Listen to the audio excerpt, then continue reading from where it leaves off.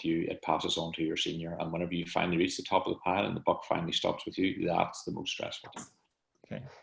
And for my next question, can you just tell us about a typical day in your week? So like sort of what time you get up at and what time you finish at?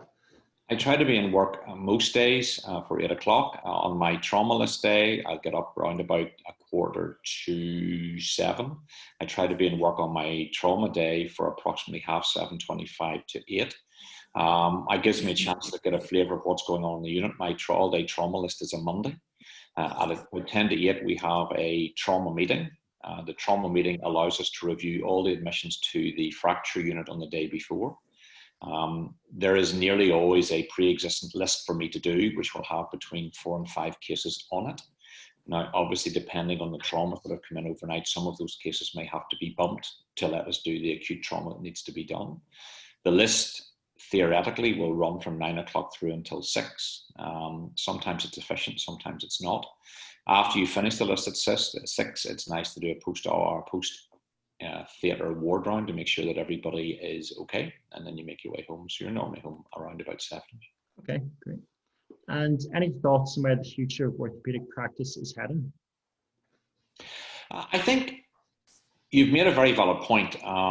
In recent years, surgery has declined in popularity, but within a declining popular field, orthopaedics has actually maintained a fairly high profile.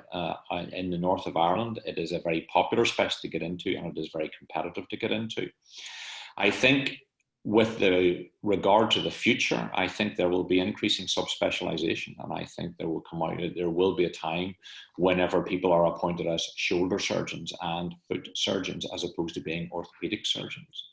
I think the field of major trauma will develop. I think our techniques for reducing and stabilizing fractures will develop. I think our use of CT scanning and fluoroscopy will develop.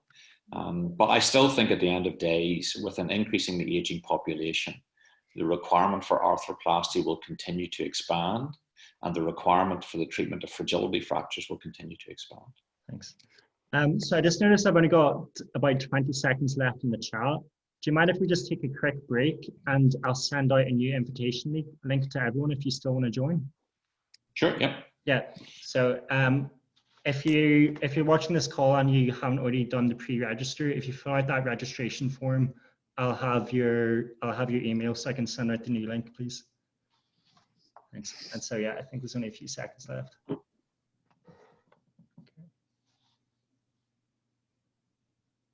Sorry, it's still going. Or will we keep going? Actually, I think we've got a bit more time. Yeah. Sorry, it's just on my timer. It's 40 minutes, and I thought that's when it finishes. But we'll keep going if that's okay. Adam, it says here the meeting is now. It said the meeting is now being upgraded and includes unlimited minutes, is what's come up on my computer screen. So I think you might be okay over time.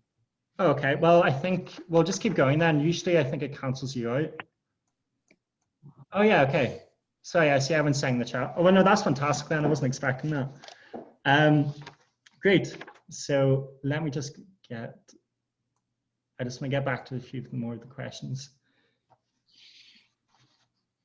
Yeah.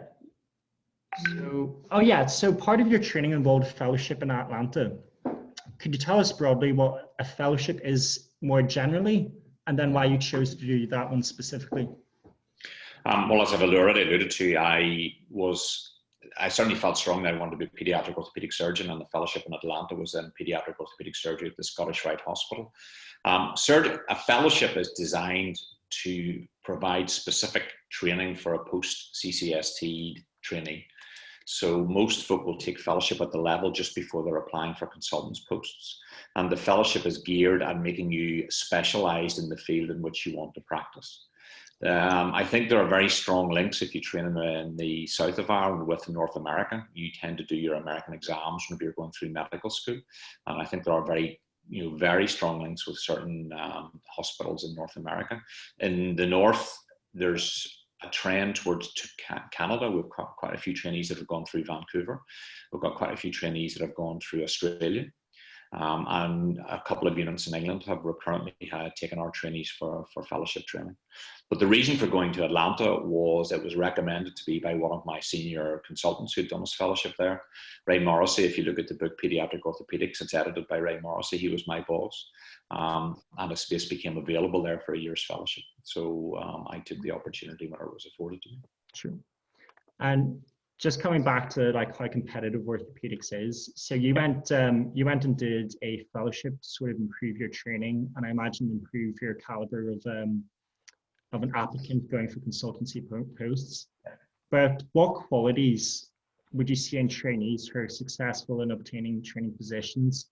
Or otherwise worded, what would you recommend to medical students to get ahead in surgery? I think it is difficult. I mean, I think training is becoming progressively more difficult. The constraints on your time, work-life balance. I mean, if you consider the hours that I went through as a trainee, as a surgical trainee, someone says we train for approximately 120,000 hours, whereas current trainees are coming through on 20,000 hours. So the exposure that current trainees are getting to surgical techniques is markedly reduced, which is leading to problems down the line. I think as a medical student looking to get into a career in surgery, you have to try and put yourself in a position where you stand out from your peers, and that's difficult to do. You have alluded to, if you can get some form of audit and some form of presentation behind you at an early stage, it does set you apart from the rest of the crowd.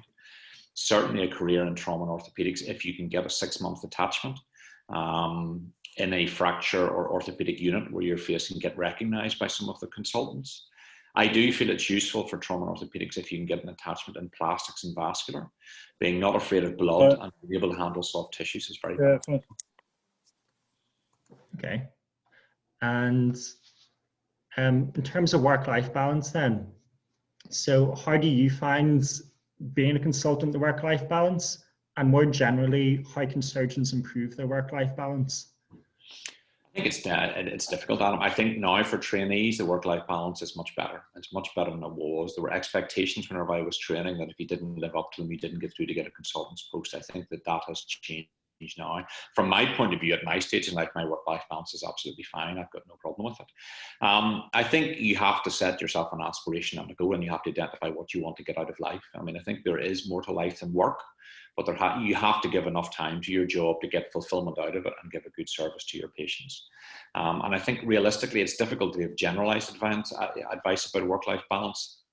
Traditionally, a surgical career does not give you as much time away from work as some other careers would do. But I would argue that part of the benefits of that are seeing the outcomes of the work that you do. So I think there's a significant degree of satisfaction in that as well. Okay. And I just know one of your colleagues, Dave, I think I was chatting to him the other day and I thought it was really interesting. He went for a staff grade position. Yeah. I think it's just worth mentioning that because that was something that was new to me.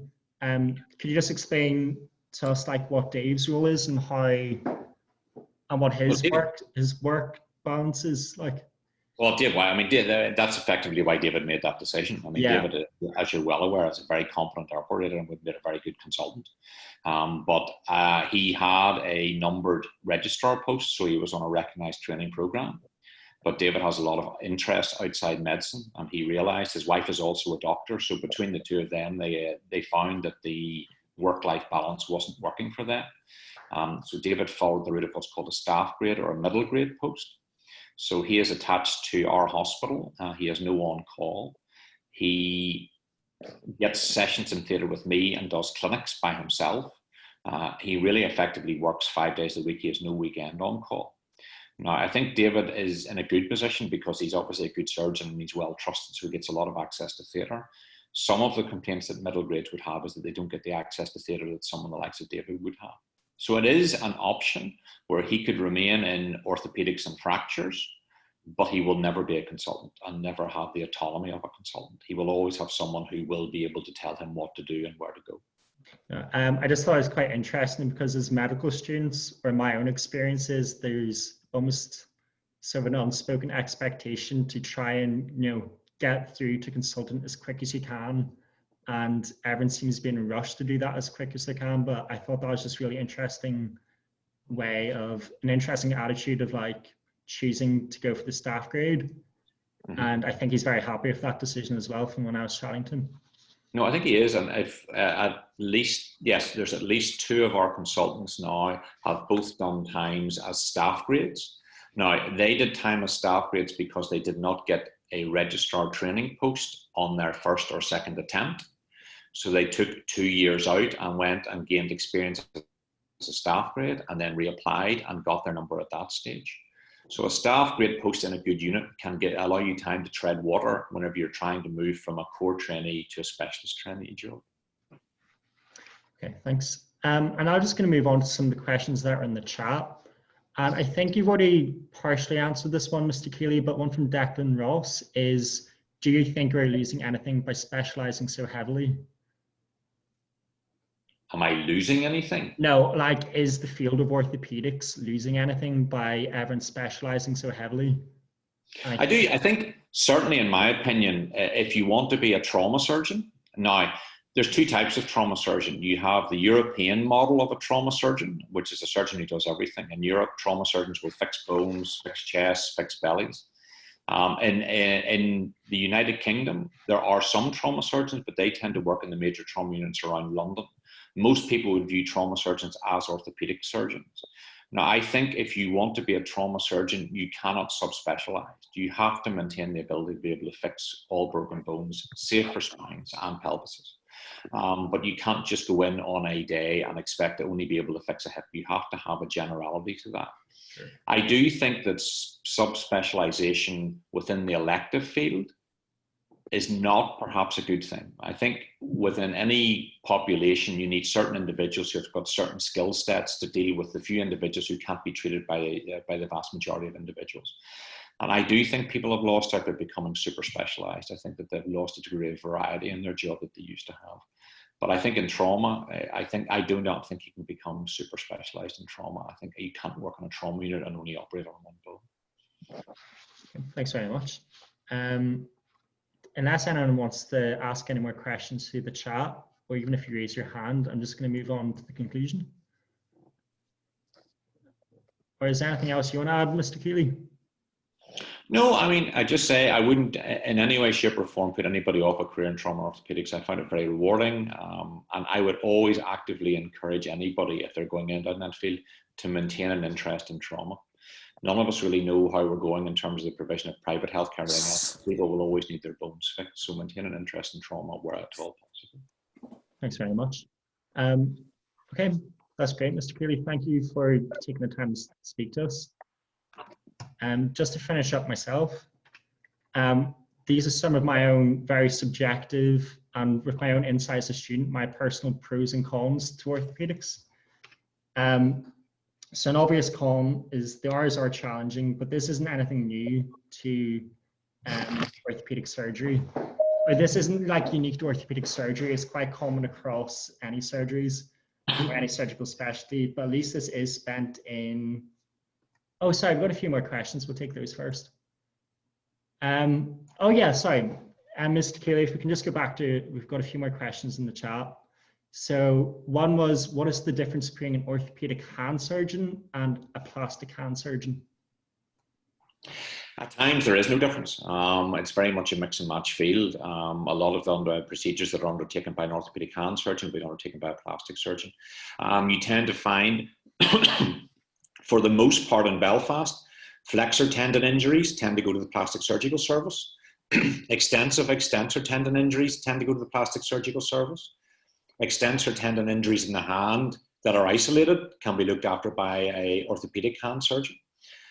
Beyond that, Dupuytren's is looked after by both hand and by both orthopedic and plastic surgeons. Most of the rheumatoid hand work in terms of joint replacements tends to be undertaken by the orthopedic service. So certainly flexor tendon work would be very much plastic orientated. Burns to the hand would be very much plastic orientated. Extensive soft tissue loss in the hand would probably be combined plastics and orthopedics, but the margin between the two is very blurred. Yeah, I also had a sort of similar impression with neurosurgery and the spine and orthopedics that specialize in the spine. And just to point that, like, there is a lot of overlap in one given subspecialty with the subspecialty of, say, neurosurgery and plastics. So Ovidio has a question. Evita, do you want to unmute yourself and you can just ask that, or do I need to mute it for you?